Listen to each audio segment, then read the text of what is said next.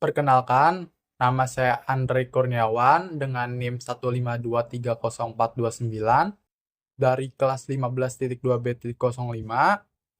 Saya di sini akan menjelaskan dengan topiknya adalah penjaga ciptaan Allah, yaitu melestarikan alam. Dalam cerita penciptaan dikatakan bahwa manusia diciptakan bersama dengan seluruh alam semesta. Itu berarti bahwa manusia mempunyai keterkaitan dan kesatuan dengan lingkungan hidupnya. Akan tetapi, diceritakan pula bahwa hanya manusia yang diciptakan sebagai gambar Allah dalam Kejadian 1 ayat 27. Dan diberikan kewenangan untuk menguasai dan menaklukkan bumi dengan segala isinya. Dalam Kejadian ayat pasal 1 ayat 27, isinya adalah maka Allah menciptakan manusia itu menurut gambarnya. Menurut gambar Allah diciptakannya dia, laki-laki dan perempuan diciptakannya mereka.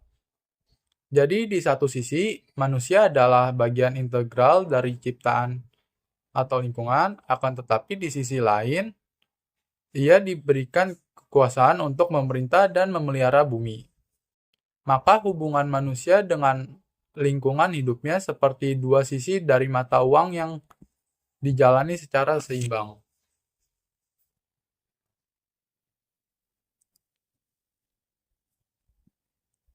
Umumnya ada 3 sikap manusia terhadap alam.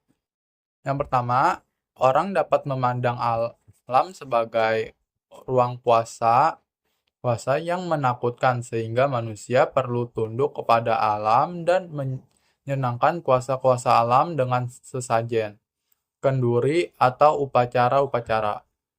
Yang kedua, sebaliknya dari yang pertama, alam dipandang bukan sebagai subjek dan manusia sebagai objek. Yang menentukan nasib manusia, alam dipandang sebagai objek yang dapat diselidiki dan dipergunakan oleh manusia. Alam berada untuk kita, bukan kita untuk alam. Yang ketiga, baik alam maupun manusia dilihat sebagai dua subjek yang saling memengaruhi. Manusia dan alam perlu berjalan sesama dalam hubungan yang selaras karena manusia adalah satu dengan alam. Sikap ketiga lebih lazim di Indonesia, terutama di Jawa. Dalam kebudayaan Jawa, alam merupakan suatu keseluruhan yang sakral. Tentu tidak semua bagian dari alam yang kesuciannya. Ada bagian-bagian alam, misalnya puncak bukit tinggi, jurang yang curam, kuburan, dan pohon-pohon. Yang misalnya beringin, bunga gading, pohon aren. Yang lebih indah daripada bagian-bagian yang lainnya. Seluruh alam bersifat sakral, tetapi sifat itu terserak. Bukan homogen, tetapi heterogen. Dalam pandangan ini, manusia bersatu dengan alam. Ia tidak berdiri terhadap dengan kosmos, melainkan itu sebagian daripadanya karena alam bersifat keramat. Manusia ingin mencari keselarasan dengan alam. Ia cenderung lebih menyesuaikan diri dengan alam daripada menguasai dan menggarap alam. Tentu kecenderungan ini tidak mutlak, karena setiap bangsa harus menggunakan alam. Namun, dalam kebudayaan-kebudayaannya Indonesia, terutama kebudayaan Jawa, ada kecenderungan yang kuat untuk lebih mencari keselarasan dengan alam daripada menaklukkan alam. Namun, dengan mengabaikan kesatuan manusia dengan alam, pandangan modern membuka pintu bagi perusakan alam oleh manusia. Manusia yang menganggap dirinya sebagai penaklukan alam merasa bebas untuk memperlakukan alam dengan sewenang-wenang demi keuntungan manusia itu. Karena ia tidak lagi menghormati alam sebagai lingkungan keramat, maka ia merasa bebas untuk kosa alam, karena ia dibebaskan dari keharusan untuk menyesuaikan diri dengan alam. Ia menghancurkan dan memeras alam. Ia hanya melihat alam sebagai sumber keuntungan. Masalah-masalah ekologi masa kini seperti misalnya pencemaran air dan udara serta pengurasan sumber-sumber alam menunjukkan bahwa pandangan modern tentang lingkungan alam, walaupun penting bagi pengembangan teknologi dan ilmu pengetahuan, disertai dengan kelemahan yang perlu diperbaiki.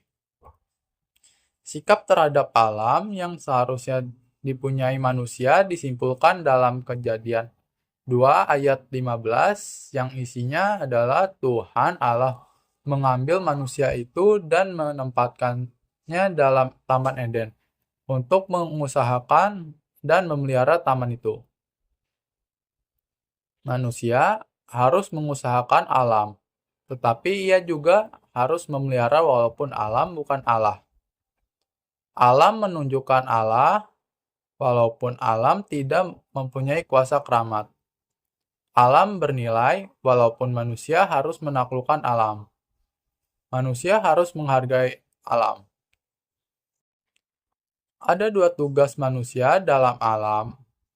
Yang pertama, manusia diberi tugas untuk menggunakan alam dan berkuasa atas alam. Tugas kedua ialah memelihara alam. Tugas manusia dalam dunia diberikan kepadanya oleh Allah, dan ia bertanggung jawab kepada Allah atas pelaksanaan tugas itu. Prinsip utama yang mendasari pandangan orang Kristen terhadap lingkungannya ialah bahwa dunia adalah milik Tuhan.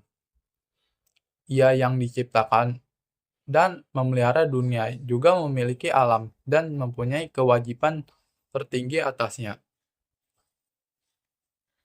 Dalam Mazmur 24 ayat 1-2 yang berisi Tuhanlah yang mempunyai bumi serta segala isinya dan dunia serta yang diam di dalamnya, sebab dialah yang mendasarkan di atas lautan dan menegakkannya di atas sungai-sungai.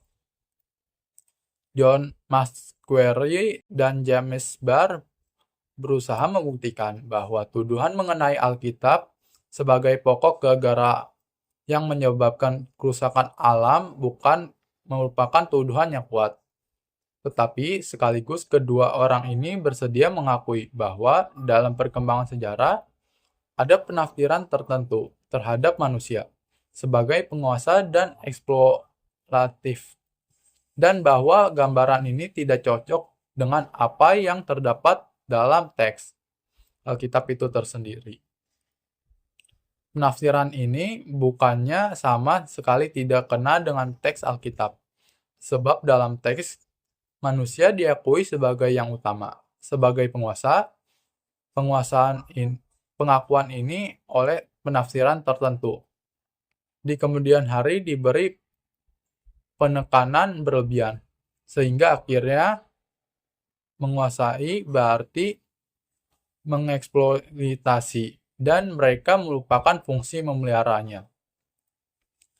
Dalam melestarikan alam, kalian dapat dimulai dari yang mudah terlebih dahulu.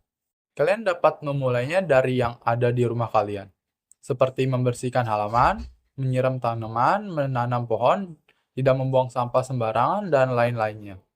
Dalam hal itu, kalian sudah dapat termaksud dalam melestarikan alam.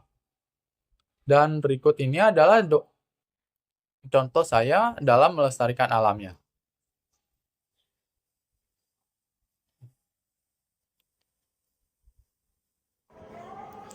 Dalam Keluaran 20 ayat 11 berkata, sebab 6 hari lamanya Tuhan menjadikan langit dan bumi, laut, dan segala isinya, dan ia berhenti pada hari ketujuh. Itulah sebabnya Tuhan memberkati hari Sabat dan menguduskannya. Jadi marilah kita melestarikan alam agar tetap indah. Oke, sekian dari saya. Terima kasih.